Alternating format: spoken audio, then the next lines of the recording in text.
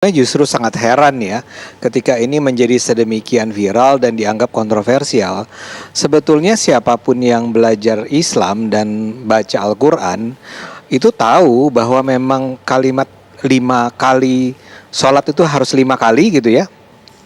Itu tidak pernah ada dalam Al-Quran ya. Kita misalnya Al-Isra 78 kalau nggak salah, terus ada Hud 114. Itu adalah surat-surat yang selalu kita gunakan untuk merujuk tentang kewajiban sholat. Jadi sholatnya sih wajib, yang saya katakan, tapi yang mengatakan 5 kali sehari itu tidak ada di dalam Al-Quran. Dan itu sudah saya pelajari sejak lama sih.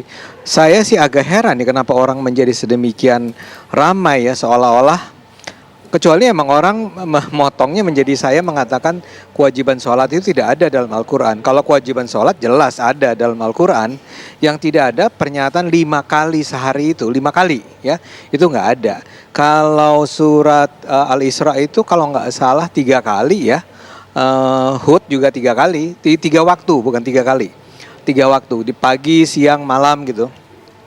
Jadi itu yang saya katakan, dan itu sebetulnya pembicaraan itu, kalimat itu diambil dari konteks pembicaraan atau apa ya, Anda katakan tadi seperti diskusi dengan Pak Samsi Ali di media sosial yang lebih luas, yaitu tentang syariah. Jadi itu sebetulnya cuma contoh tentang bagaimana apa yang termuat dalam Al-Quran itu bukan sesuatu yang secara kaku harus kita terapkan di dunia ini saat ini. Itu ada soal interpretasi, ada kontekstualisasi, ada menggunakan juga hadis, ada macam-macam. Jadi itu sebenarnya konteksnya. Allah menurunkan Al-Quran sebagai kitab yang sempurna. Dinyatakan dalam Al-Quran, ma farratna fil kitabi min syai'. Segala sesuatu sudah kami sebutkan dalam Al-Quran. Min syai', segala sesuatu. Lalu kemudian orang pun bertanya, kalau memang segala sesuatu disebutkan dalam Al-Quran secara sempurna, kenapa di dalam Quran tidak ada disebutkan sholat 5 waktu? Kenapa dalam Al-Quran tidak ada disebutkan nisab kambing 40 ekor? Kenapa dalam Quran tidak ada disebutkan nisab emas 85 gram zakatnya 2,5%? Kenapa di dalam Al-Quran tidak ada disebutkan tawaf 7 putaran dimulai dari Hajar Aswad?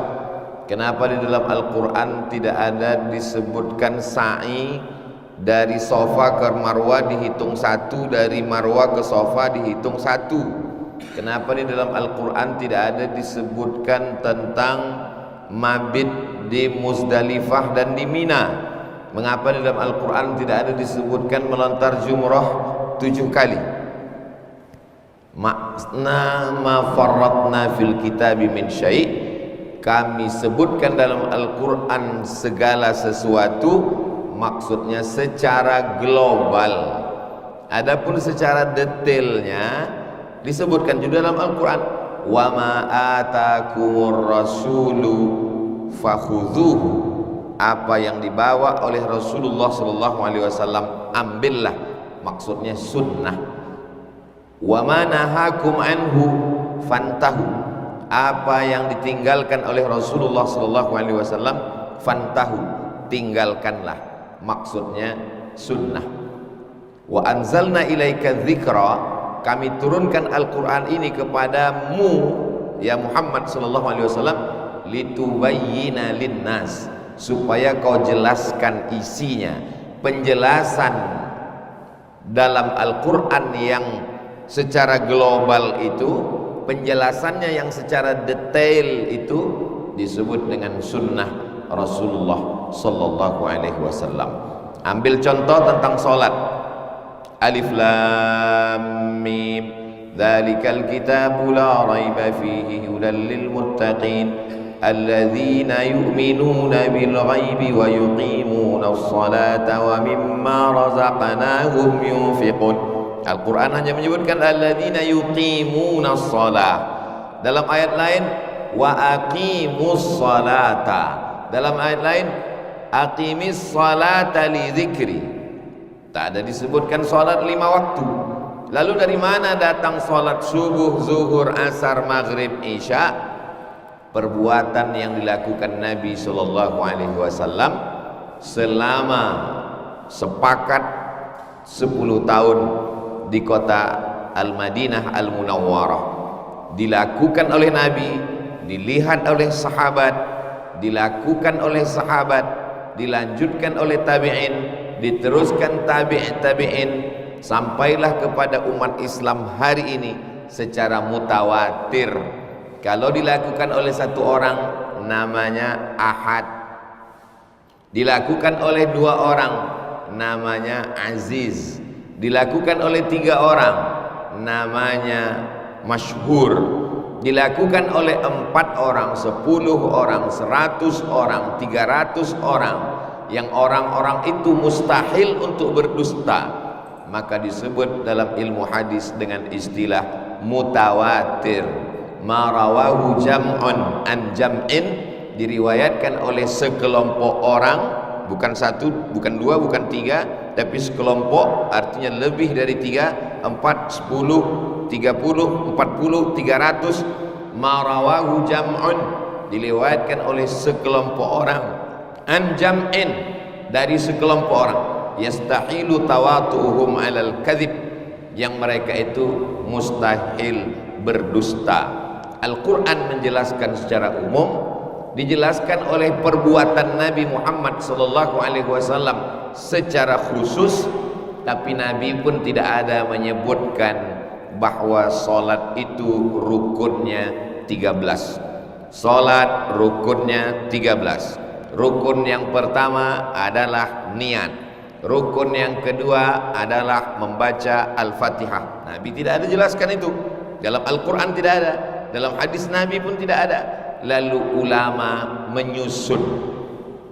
Dari mana mereka menetapkan bahwa niat itu adalah rukun? Innamal a'malu binniyat wa innamal likulli imri'in ma nawa. Faman kanat hijratuhu ila Allah wa rasulih fahijratuhu ila Allah wa rasulih. Faman kanat hijratuhu ila dunya yusibuha aw imra'atin yankihuha fahijratuhu ila ma hajara ilaih. Siapa yang hijrahnya. Tapi hadis ini bukan tentang sholat. Hadis ini tentang niat hijrah. Orang mau hijrah dari kota Makkah ke kota Madinah, kata Nabi niatnya mesti karena Allah. Hadis tentang hijrah, tapi hadis niat itu dijadikan dalil sebagai rukun dalam sholat, dalam puasa, dalam haji, dalam umrah, dalam zakat, dalam sedekah, dalam segala perbuatan manusia. Dari mana Al-Fatihah dijadikan sebagai rukun dalam salat? La salata liman lam yaqra bi Fatihatil Kitab. Tidak sah salat orang yang tidak membaca Al-Fatihah. Maka hadis ini dijadikan dasar bahwa Al-Fatihah adalah sebagai rukun salat. Saya mau urutkan lagi dari atas. Al-Quran menyebutkan secara global, secara umum, disebutkan secara detail dalam perbuatan Nabi, ucapan Nabi, ketetapan Nabi. Lebih detail lagi secara terperinci disebutkan oleh para ulama yang disebut dengan ulama mazhab. Muhammad bin Idris Asy-Syafi'i tahun 204 Hijrah. Sebelumnya ada Imam Malik bin Anas tahun 179 Hijrah. Sebelumnya lagi ada namanya Imam Abu Hanifah atau Imam Hanafi tahun 150 Hijrah. Setelah Imam Syafi'i ada lagi namanya Imam Ahmad bin Hambal di Baghdad tahun 241 Hijrah. Jadi kalau kita runutkan dari atas, Al-Quran secara global, penjelasan dalam hadis Nabi, ucapan, perbuatan, ketetapan, lebih detail lagi secara terperinci, secara sistematis dijelaskan